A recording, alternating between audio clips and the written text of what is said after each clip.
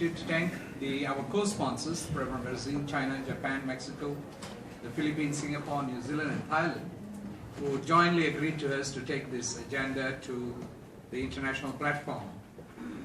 Before I start off with what I want to say, I must tell you what's the reason why we decided to sponsor this.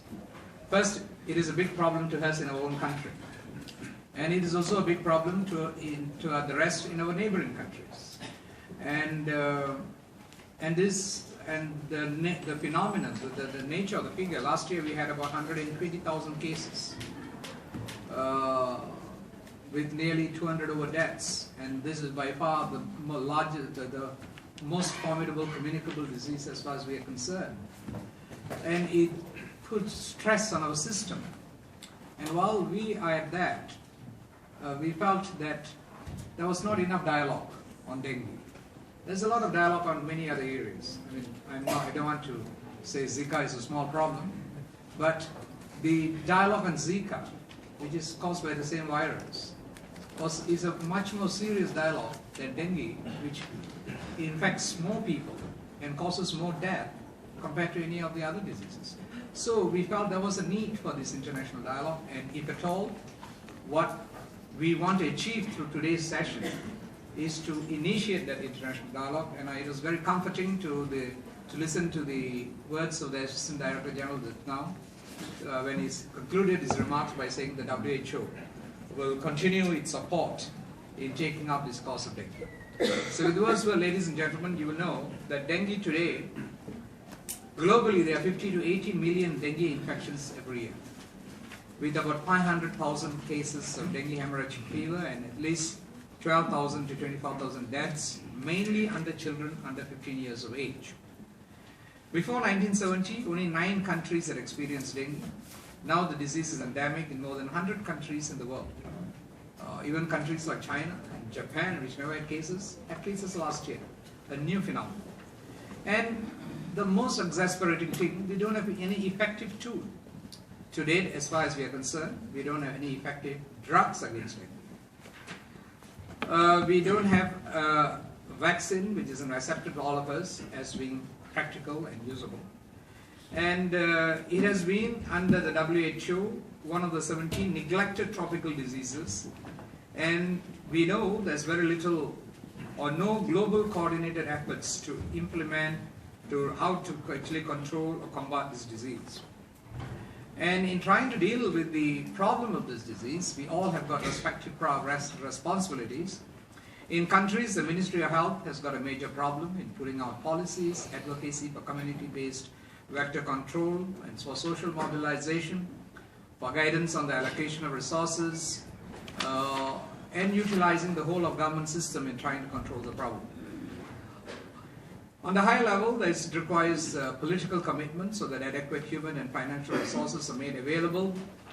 And on the international level, we hope that agencies like WHO will invest so that we can see the impact in the next coming years of how we are actually taking directions to control this problem.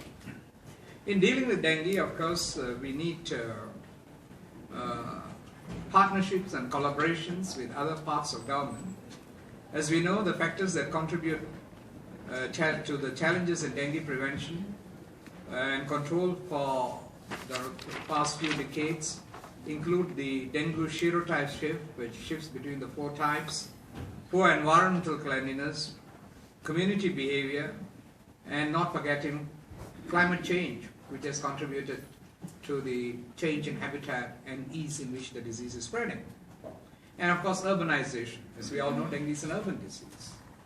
Our country, which used to be a rural disease, at the time of independence from the British in 1957, 90% of Malaysians used to live in villages. Now we are an urban country, 70% of Malaysians living in cities.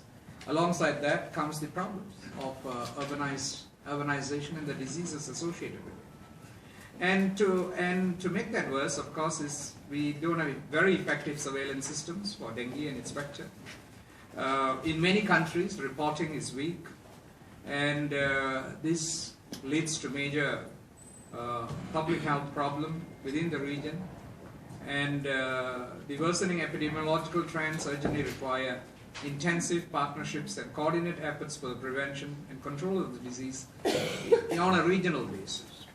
These strategies will include strengthening of the dengue surveillance, emphasizing on the dengue case management, practicing integrated vector management, social and community mobilization towards the prevention activity, ensuring rapid response in managing dengue outbreak, and conducting research to support all the objectives of dengue. Of course, to meet all these objectives is need capacity building, both in terms of capacity building in governments, in terms of providing the appropriate tools, having enough manpower, and to control sustainable vector control activities. At the time of outbreak, vector control activities can be a big challenge. Last year we had, at the peak, we had nearly 3,000 over cases being reported every week. And the distribution of these 3,000 over cases were in one particular state in Malaysia, which is called Selangor, which is the most urbanized state, in which we used to get about 60% of the cases. When one particular state has got 1,800 cases being reported per week, you can really consider the pressure it puts on vector control mechanisms on the entire system. And I can confess, our entire public health system was overwhelmed by this problem. So to support countries and partners in capacity building for public health professionals, there is a need to develop an advocacy strategy in collaboration with global, regional, or national partners, and to assess the capability of human resources in dengue prevention and control activities. This should also include the development and dissemination of training materials on public health, entomology, and vector control. Community mobilization and community efforts is very important. Studies in Malaysia have shown that 90% of Malaysians know that dengue is caused by the Aedes aegypti mosquito. But unfortunately, the number of Malaysians who actually participate, convert that knowledge into behavioral changes, into the eradication of breeding sites, is much more lower. So this is an area which is a challenge, whether knowledge can be translated into behavioral change. And what are the impediments to cause this behavioral change so that society as a whole will be involved in the process of dengue control. So these are challenges, and we have got community mobilization projects with volunteers, and we have found that if the leadership of such mobilizing projects is strong, we see good results. If the leadership is weak, then you don't see good results. So there is need for community mobilization to be supported by very strong leadership. So overall, ladies and gentlemen, we believe that there is to be national, regional, and global strategies to control dengue. We need to develop better and newer tools to assist us in this process of control. Both in vector control, there are various tools which we've used, normal mechanisms of larvicides, adulticides, biological control methods, bacterial control methods, and various types of control methods which are being tried, in which there has got to be an international consensus on which is the best tool, which is the most effective, and which will give us the most result, and which probably is the safest to use. And others, are we going the direction of a vaccine which will be effective, acceptable, and meets all the standards and specifications which we want? And is it possible in some time or other there will be a drug, an antiviral, which will be effective against these viruses, the serotypes, and will that be an additional tool? So these are the types of thoughts which goes across our mind. And I hope that discussions of today will take us along that path. And if we don't achieve anything, at least we achieve one thing, that we stimulate the interest in dengue, stimulate the discussion in dengue, so that that will lead us to a better pathway of a world which we consider free of this problem. As you know, this virus is not only now the causation of dengue, it's the causation of Zika, it's contributing to yellow fever, it's contributing to chikungunya. So there is one particular mosquito with which we can tackle effectively we can save the world from 4 types of diseases at the present point in time. So with those words, ladies and gentlemen, I thank you very much.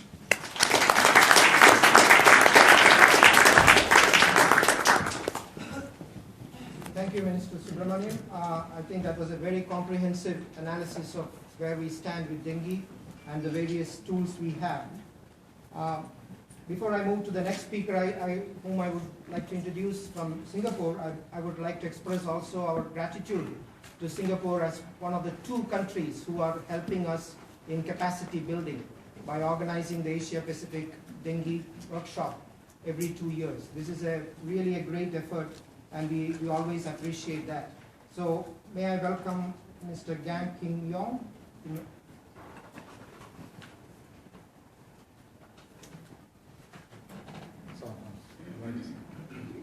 His Excellency Minister Subramaniam, Excellencies, distinguished guests, ladies and gentlemen, good afternoon. Indeed, it gives me great pleasure to join you this afternoon at this very important event on dengue. I would like to thank His Excellency Minister Subramaniam for this invitation. Let me share some of Singapore's experiences in dengue control, and hopefully these can serve as a reference point for member states facing similar challenges. Singapore has seen a rise in the number of dengue cases over the years, with outbreaks exceeding 10,000 cases each year over the last 3 years, compared to less than 5,000 cases annually in the 1990s. One of the key challenges in the battle against dengue, one of the key strategies in the battle against dengue is vector control, as many of us know. However, there are many challenges, and let me outline just some of them. Dengue cases typically increase during the warmer seasons, with increased mosquito breeding and viral replication. The El Nino phenomenon this year, which resulted in higher than usual temperature, has made it worse for many of us. For the first 4 months of this year, a total of 7,300 cases were detected, compared to 2,700 cases in the same period last year. Changes in dominant serotypes also tend to cause more severe outbreaks as a result of lower herd immunity to the new serotype. This year, we are seeing more cases due to serotype 2 rather than the previously circulating serotype 1. This change in serotype may be an early indicator of a future dengue outbreak.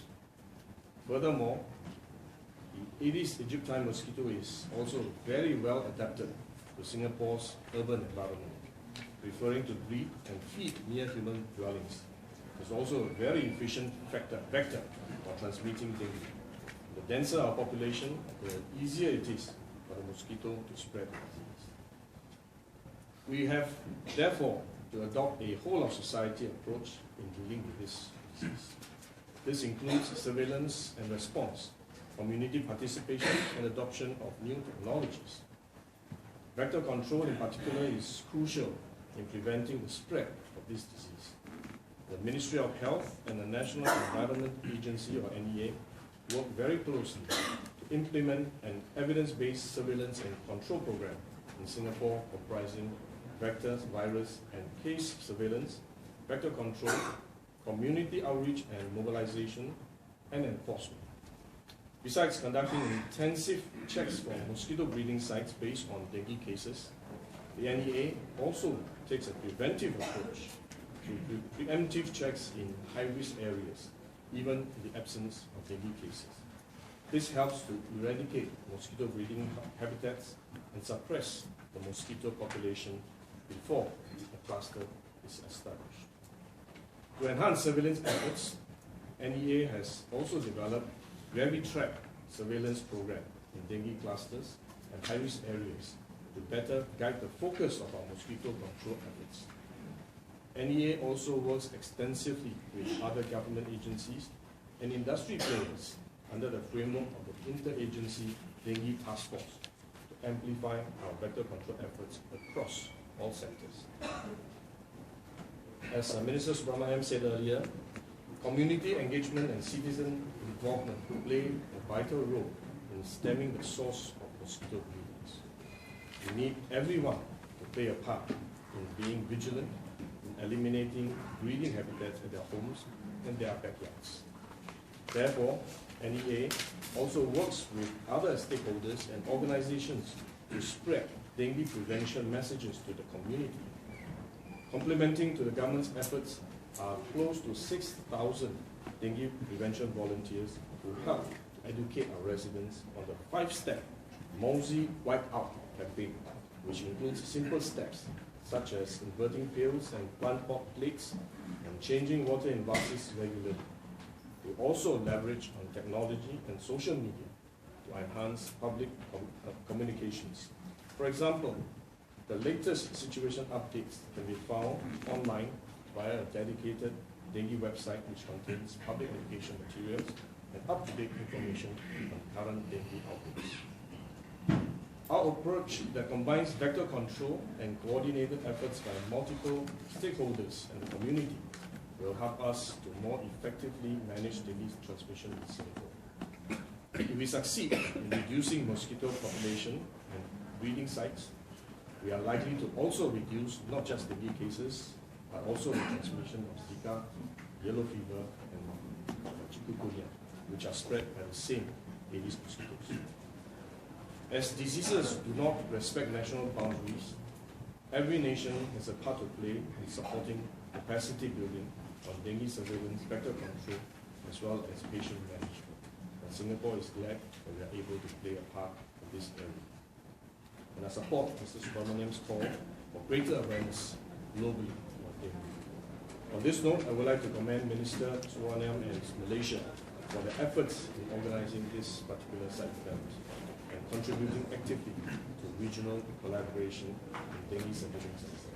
I look forward to a fruitful discussion this afternoon and to learn more about the experiences of other countries in the fight against dengue. Thank you very much.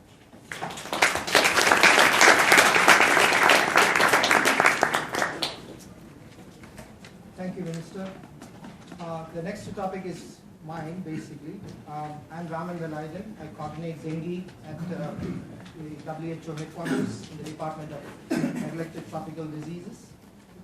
And my talk today is basically to position dengue under the SDGs, basically going towards 2030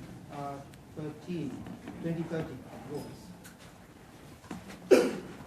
So essentially what we have heard a lot about dengue, but what we really need to remember is that it is a disease with uncertain distribution and burden.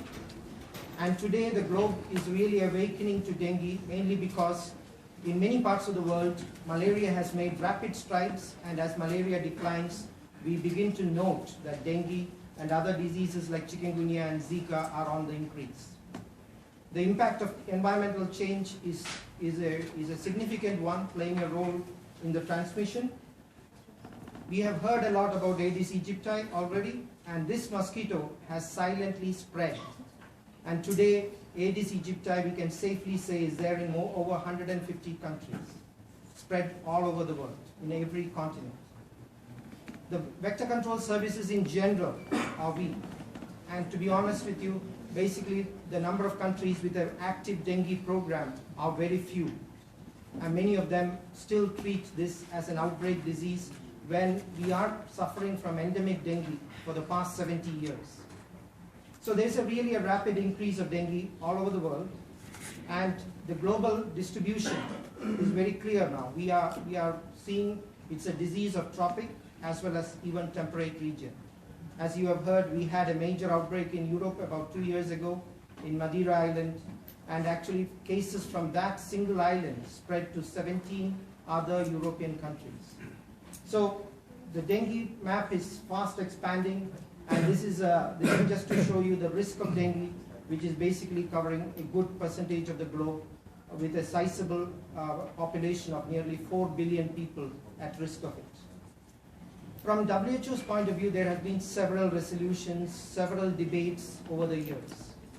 Dengue was debated at the World Health Assembly in 2002 and again in 2015, just last year, but there was no resolution.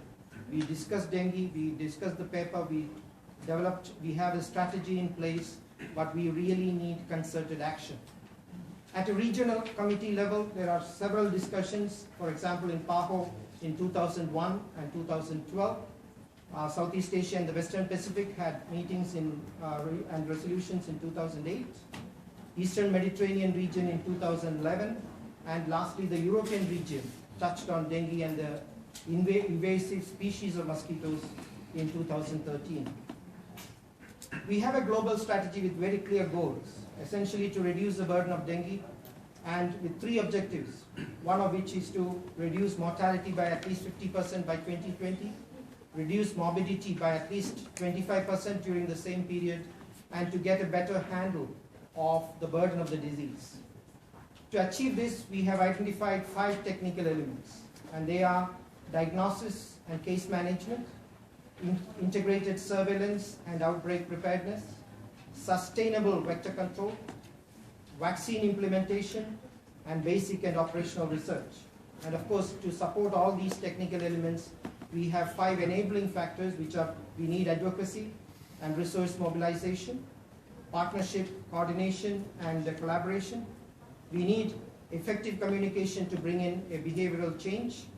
Capacity building is, of course, very important, and one of the weakest link in dengue is monitoring and evaluation. So to touch on the global burden, essentially, as we have heard from previous speakers, the burden has significantly increased over the last 70 years. From about less than 1,000 cases in 9 countries in the 70s, we are now recording over 3 million cases in over 120 countries. The incidence rate overall hasn't increased exponentially, but it is still on the increase. And in terms of mortality, for the last 10 years, over 20,000 deaths have been recorded and reported to WHO from almost 60 odd countries. So the